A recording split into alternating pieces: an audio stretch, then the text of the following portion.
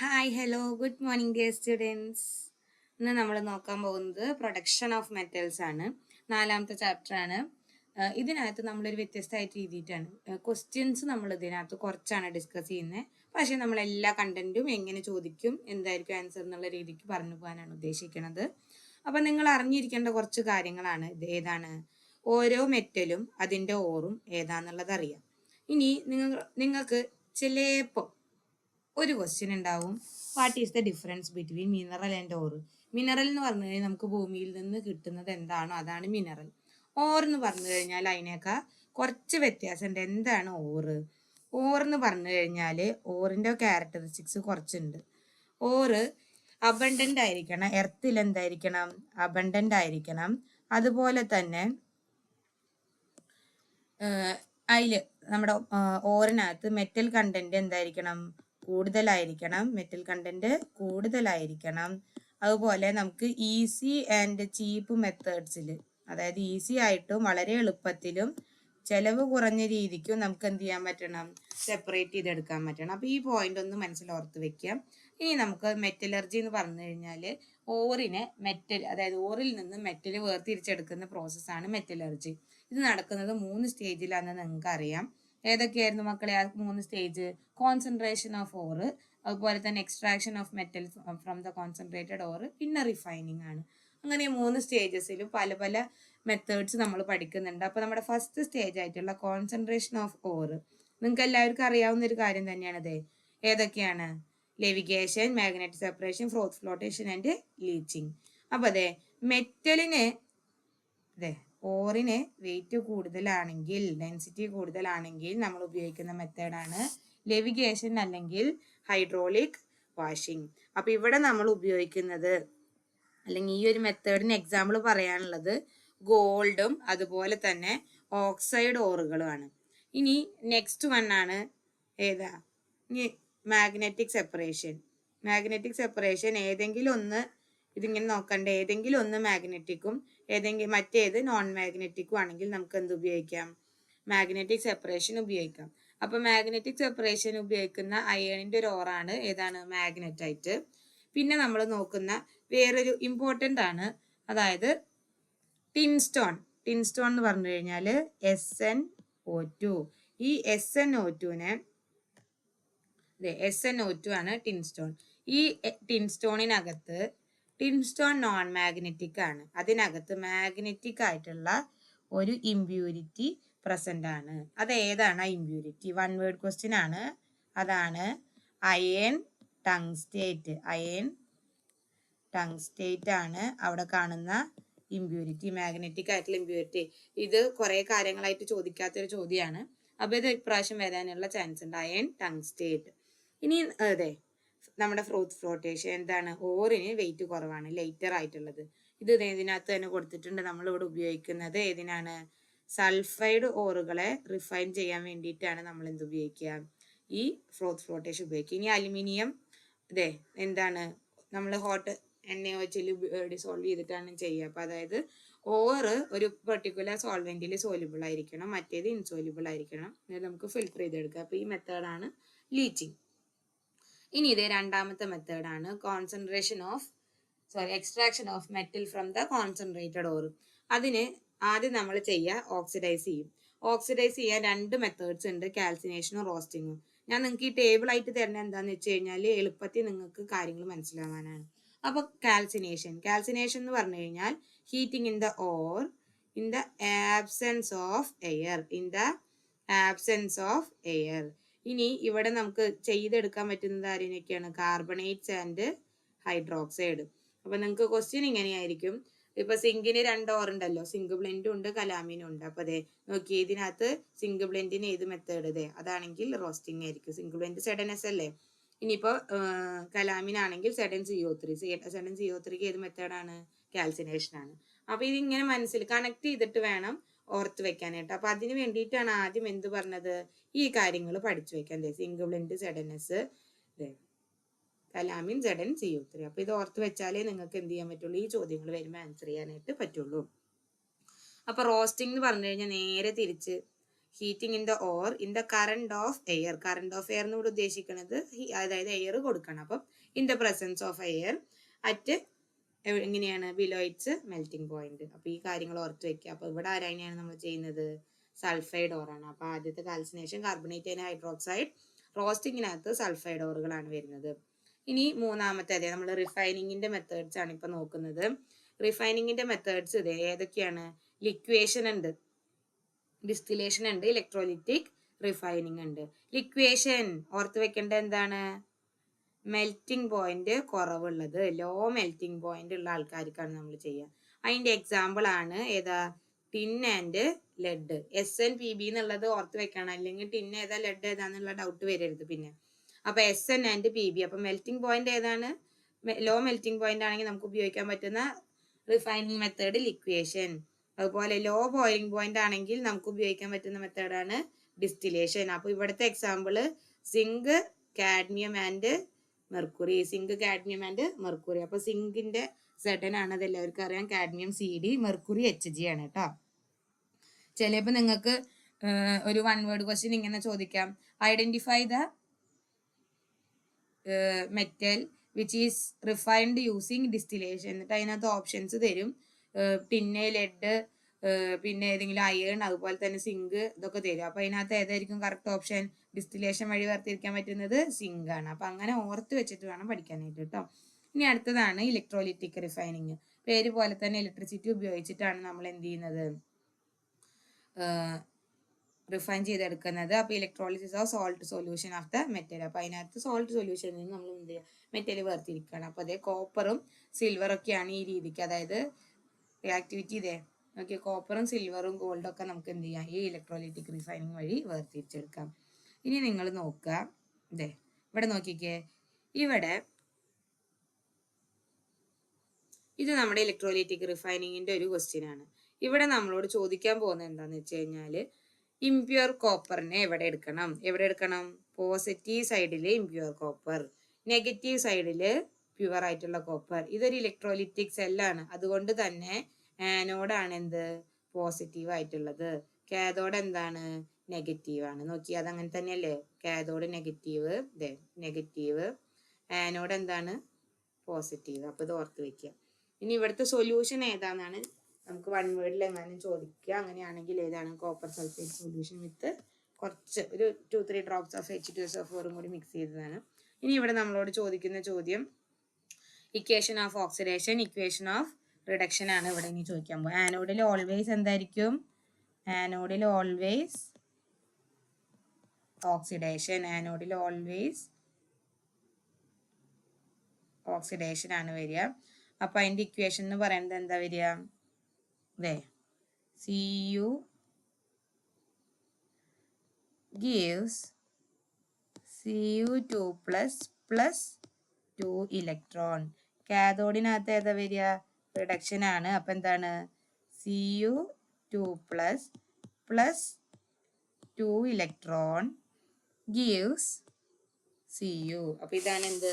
കാഥോഡിൽ നടക്കുന്ന റിയാക്ഷൻ. ഇനി ഇവിടെ എടുത്ത ഇലക്ട്രോലൈറ്റ് നമ്മൾ പറഞ്ഞല്ലോ. അപ്പൊ ഇത്രയും കാര്യങ്ങൾ പറഞ്ഞാൽ ഇലക്ട്രോലിറ്റിക് റിഫൈനിങ് തീരെയാണ്. വളരെ എളുപ്പമുള്ള ഒരു ഭാഗമാണ്. ഇംപ്യൂർ എവിടെ എടുക്കണം? പോസിറ്റീവില്. പ്യൂർ എവിടെ എടുക്കണം? നെഗറ്റീവില്. ഇനിയിപ്പോ ഇവിടെ ഉണ്ടാവുമ്പോൾ എന്താന്ന് വെച്ച് കഴിഞ്ഞാൽ ഇവിടെ ഈ കാണുന്ന ഭാഗത്തു നിന്ന് ഇമ്പ്യൂരിറ്റീസ് ഒക്കെ ഇവിടെ അടിഞ്ഞടിഞ്ഞ് വരും. നമ്മുടെ പ്യുവർ ആയിട്ടുള്ള കോപ്പർ സൊല്യൂഷനിലേക്ക് ഇറങ്ങി എന്ത് ചെയ്യും? ഇതുവഴി പോയിട്ട് ഇവിടെ പ്യുവറിലേക്ക് നീങ്ങി പോകും. അപ്പൊ ഇതാണ് ഇവിടെ ഉണ്ടാവുന്ന റിയാക്ഷൻ കേട്ടോ. ഇനി അടുത്തതാണ് എന്ത്? നമ്മൾ രണ്ട് കാര്യങ്ങൾ ഇനി നമുക്ക് പഠിക്കാനുള്ളൂ. ഒന്ന് എക്സ്ട്രാക്ഷൻ ഓഫ് അലുമിനിയം, പിന്നുള്ളത് നമ്മുടെ ബ്ലാസ്റ്റ് ഫർണസിന്റെ അയൺ ആണ്. എക്സ്ട്രാക്ഷൻ ഓഫ് അയൺ ആണ്. അപ്പൊ അതെ ഏറ്റവും എളുപ്പമുള്ളത് എക്സ്ട്രാക്ഷൻ ഓഫ് അലുമിനിയം. ആദ്യം അറിയേണ്ടത് എന്താണ്? 2 സ്റ്റെപ്പിലാണ് ഇത് നടക്കുക. ഒന്ന് കോൺസെൻട്രേറ്റ് ചെയ്യുക, പിന്നെ നമ്മൾ എന്ത് ചെയ്യുക? ഇലക്ട്രോളിസിസ് ചെയ്തിട്ട് റിഫൈൻ ചെയ്തെടുക്കുക. Or of the aluminium bauxite Al2O3 2H2O ആണ് എന്ത്? Or of the aluminium. ഇനി മെത്തേഡ് ഓഫ് കോൺസെൻട്രേഷൻ എന്താണ്? ഇതിനകത്ത് ലീച്ചിങ് ആണ്. അതായത് നമ്മൾ ഹോട്ട് NaOH ഡിസോൾവ് ചെയ്തിട്ട് സോഡിയം അലുമിനേറ്റ് ആക്കി മാറ്റും. പിന്നെ AlOH വെച്ചിട്ട്, അതായത് അലുമിനിയം ഹൈഡ്രോക്സൈഡ് വെച്ചിട്ട് AlOH ത്രൈസ് വെച്ചിട്ട് നമ്മൾ എന്ത് ചെയ്യും? റിഫൈൻ ചെയ്ത്, അതായത് നമ്മൾ അതിനെ വാഷ് ചെയ്തിട്ട് എടുക്കുകയാണ് ചെയ്യുക. അങ്ങനെ നമുക്ക് ഫൈനലി വി വിൽ ഒബ്റ്റെയിൻ എന്താണ്? Al2O3. അതാണ് എന്ത്? അലുമിന. ഇത് ചിലപ്പോൾ വൺ വേർഡ് വരും. Chemical formula of alumina Al2O3. ഇനി അടുത്തത് ആനോഡാണ്. ആനോഡ് ഇലക്ട്രോളിസിസ് ആണ് ഇനി. അതായത് ഇപ്പൊ കിട്ടിയ അലുമിനിയനെ നമുക്ക് എന്ത് ചെയ്യണം? റിഫൈൻ ചെയ്തെടുക്കണം.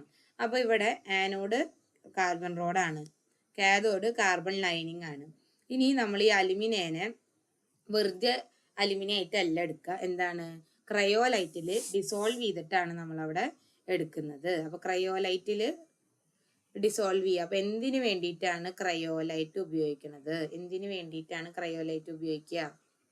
To reduce the melting point, അതുപോലെ തന്നെ to increase the electrical conductivity. അപ്പൊ എന്താണ്? റെഡ്യൂസ് എന്താ? Melting point, increase electrical conductivity. Reduce melting point and increase electrical conductivity.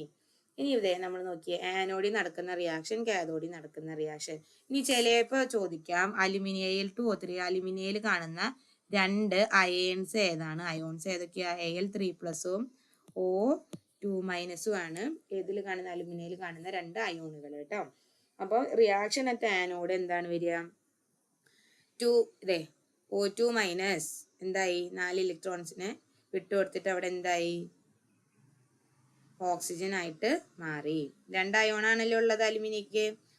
Al2O3 എന്ന് പറഞ്ഞാൽ Al3+ O2- ആണ്. അതിൽ O2- O2 ആയിട്ട് ആനോഡിൽ മാറി. അപ്പൊ ആനോഡിൽ നമുക്ക് കിട്ടുന്നത് ആരെയാണ്? ഓക്സിജനെയാണ് കിട്ടുക. ഇനി കാഥോഡിൽ എന്താ കിട്ടുക? Al3+ 3 ഇലക്ട്രോണിനെ മേടിച്ച് അലുമിനിയം. അപ്പൊ കാഥോഡിലാണ് നമുക്ക് ആരെ കിട്ടുന്നത്? അലുമിനിയത്തെ കിട്ടുന്നത്. ആനോഡിൽ കിട്ടുന്നത് ആരാണ്? ഓക്സിജൻ ആണ്. ഇനി ഇവിടെ ഈ ഓക്സിജൻ എന്ന് പറഞ്ഞു കഴിഞ്ഞാൽ ആനോഡ് കാർബൺ റോഡാണ്. അപ്പൊ ഈ കാർബൺ റോഡുകളെ ഇടയ്ക്കിടയ്ക്ക് മാറ്റി കൊടുക്കേണ്ടതായിട്ട് വരും. അപ്പൊ അത് എന്തുകൊണ്ടാന്ന് ചോദിക്കും. അപ്പൊ എന്താണ്? ആനോഡിൽ ഉണ്ടാവുന്നത് ഓക്സിജൻ ആണ്, ആനോഡിലുള്ള ആള് കാർബൺ ആണ്. അപ്പൊ കാർബണും ഓക്സിജനും കൂടി ചേർന്നിട്ട് C+O2 എന്ത് കിട്ടും? CO2. C+O2 നമുക്ക് കിട്ടും. അപ്പൊ അത് കാരണം കൊണ്ടാണ് ഇടയ്ക്കിടയ്ക്ക് കാർബൺ റോഡുകൾ മാറ്റി കൊടുക്കേണ്ടത്. ഇനി ക്രയോലൈറ്റിന്റെ ഇത് പറഞ്ഞില്ലല്ലോ നമ്മള്. Na3Al(F6) ആണ് എന്ത്? ക്രയോലൈറ്റ് എന്ന് പറയുന്നത്. അപ്പൊ അതൊന്ന് ഓർത്ത് വെച്ചാൽ മതി, കെമിക്കൽ ഫോർമുല ചോദിച്ചാൽ എഴുതാൻ. ഇനി last and final topic, extraction of iron. അയണിന്റെ ഓറ് ഏതാണ്? അയണിന്റെ ഓറ് വരുന്നത് ഹേമറ്റൈറ്റ്. ഹേമറ്റൈറ്റ് എന്ന് പറഞ്ഞു കഴിഞ്ഞാൽ Fe2O3. ഇനി നമ്മൾ ബ്ലാസ്റ്റ് ഫർണസിലേക്ക് ഇട്ട് കൊടുക്കേണ്ട എന്തൊക്കെയാണ്? Powdered haematite, coke, calcium carbonate. അപ്പൊ ഇങ്ങനെ എഴുതാൻ നിങ്ങൾക്ക് Fe2O3 CaCO3 അങ്ങനെ എഴുതിയാലും മതി. ഓക്കെ. ഇനി the compound used for reducing haematite ഏതാണ്? Carbon monoxide. ഈ കാർബൺ മോണോക്സൈഡ് ഉണ്ടാവുന്ന ഇക്വേഷൻസ് ഒക്കെ നിങ്ങൾക്ക് അറിയാലോ. C+O2 gives CO2, CO2+ C+ heat gives CO. ഇനി അവിടെ കാണുന്ന ഇംപ്യൂരിറ്റീസ് ഏതൊക്കെയാണ്? ഇംപ്യൂരിറ്റി ഗ്യാങ്ങിനെ പറയുന്ന വേറൊരു പേര് എന്ന് പറഞ്ഞു കഴിഞ്ഞാൽ ഏതാണ്? ഇംപ്യൂരിറ്റി ആണ് ഗ്യാങ് കേട്ടോ. ഇംപ്യൂരിറ്റി ആണ് ഗ്യാങ്. അത് സിലിക്കയാണ്. സിലിക്കന് SiO2 എന്ന് നമുക്ക് എഴുതാം. ഇനി ഈ ഗ്യാങ്ങിനെ അല്ലെങ്കിൽ ഈ ഇംപ്യൂരിറ്റീനെ റിമൂവ് ചെയ്യാൻ നമ്മൾ ഉപയോഗിക്കുന്ന സാധനമാണ് ഫ്ലക്സ്. ഫ്ലക്സ് എന്തിനു വേണ്ടിയിട്ടാണ്? To remove the impurity. അപ്പൊ ഇവിടുത്തെ ഫ്ലക്സ് ആയിട്ട് ആക്ട് ചെയ്യണത് കാൽസ്യം ഓക്സൈഡ് ആണ്.